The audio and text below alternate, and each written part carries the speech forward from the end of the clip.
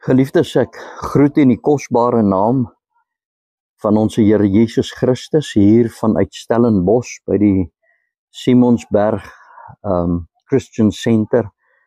Ons is hier by 'n konferensie van die EG Kerk en wat 'n groot seën was die dienste nie tot dusver gewees nie.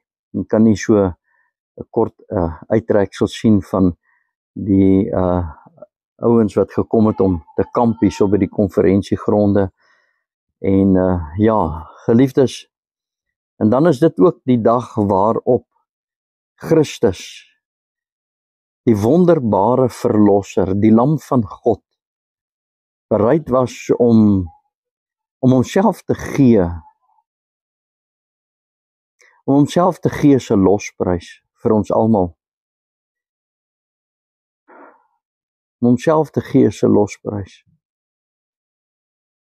Dis waarhede wat by ons bekend is, maar ek dink dit gaan baie keer so vinnig by ons verby en mag die Here gee dat dit juis ook in hierdie Paastyd is dat u opnuut in verwondering sal staan met dit waardeur hy vir u gegaan het en vir my gegaan het, sodat ons met God versoen kon word, en sodat ons die ewige lewe kan beerwe.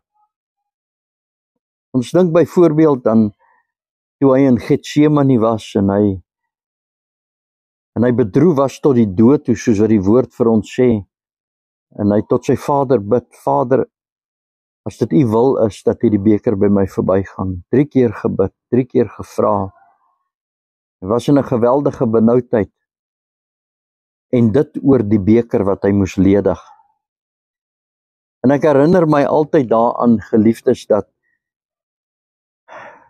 hoewel die Bybel dit nie sê nie, weet ons dat God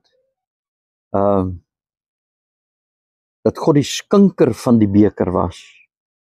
En die Bybel sê, hy het hom krank gemaak. Hy het ons sonde op sy seun uitgegiet. Hy het die sonde van baie op hom geneem.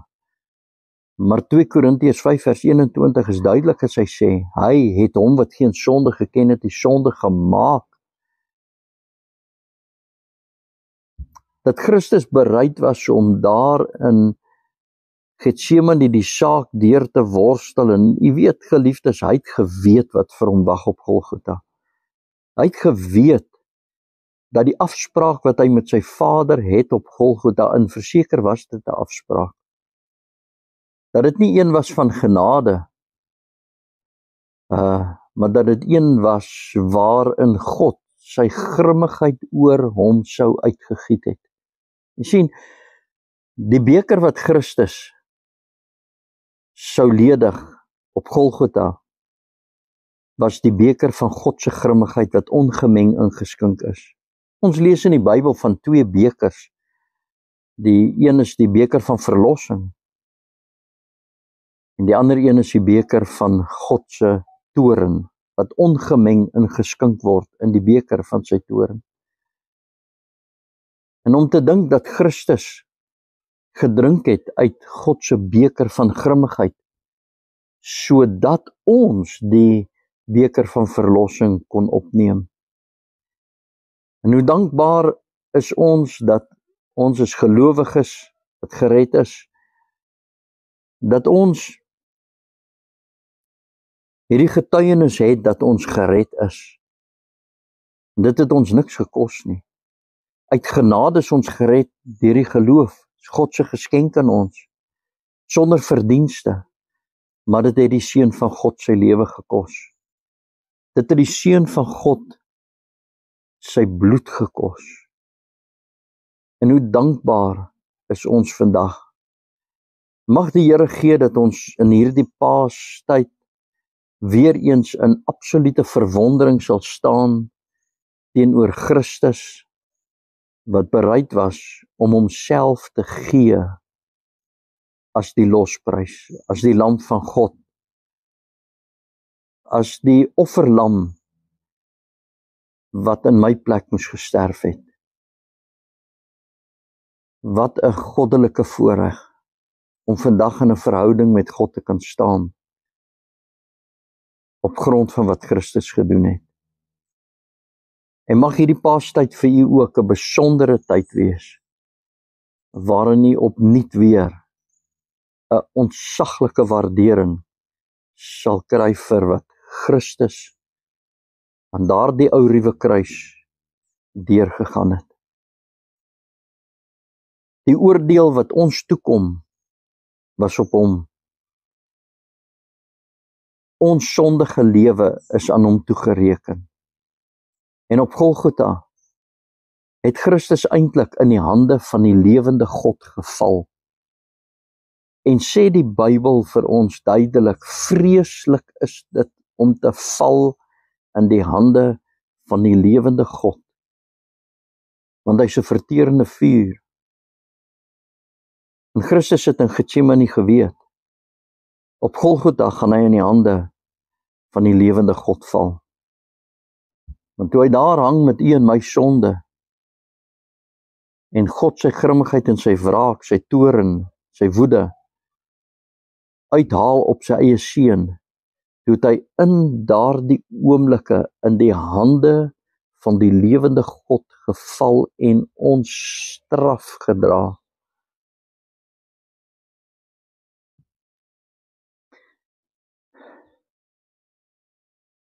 Mens praat so maklik oor hierdie goed en geliefdes, mag die Here vir u so ryklik seën in hierdie Paastyd. En oor 2 dae die opstanding. En wat 'n wonderlike vreugde dat hy ook opgestaan het. Ek wil net vir u so 'n bietjie terugvoer gee. Ons het laas vir u gevra om vir ons te bid vir die veldtogte wat op hande was. So 'n paar weke gelede. Die tyd het vinnig verby gesnel en ek kan net vir u sê wat 'n geseënde tyd het ons gehad. Vir al die veldtog wat ons op keer omgehad het, die plaas daar. Ek het nou ongelukkig nie foto's geneem van die oggendse invaltyddienste waar daar baie mense was, baie. Dit is nou plukseisoen in Citrusdal. Maar geliefdes, in die aand was die opkoms goed gewees en ons is die Here dankbaar vir die geleentheid wat ons daar gehad het. Dan het ons ook later veldtog gehad op die plaas Spesbona en dit was ook geseënd geweest, hoewel die opkoms vir ons nie so goed was. Ons sou Spesbona en 'n ander plaas saam gedoen het, maar die ander plaas wat die veldtog sou meegemaak het, was ook besig met dis nou plukseisoen by hulle en toe het ons nou maar besluit ons gaan nou maar eerder op 'n ander geleentheid wanneer hulle plukseisoen verby is vir hulle bedien. Geliefdes, dan was daar 'n geleentheid wat ek so graag met u wil deel, waar ek openlik diens gehou het in Piketberg. En terwyl ek gestaan en preek het 'n jong blanke mannetjie van 15 jaar oud het teen 'n lamppaal kom staan. Dis seker so 3-4 meter, as dit ooit so ver was, het hy van my afgestaan en uit so teen die paal geleun en hy het aandagtig geluister. Elke woord ingedrink van wat uitgegaan het en ek kon sien dat die evangelie diep sny.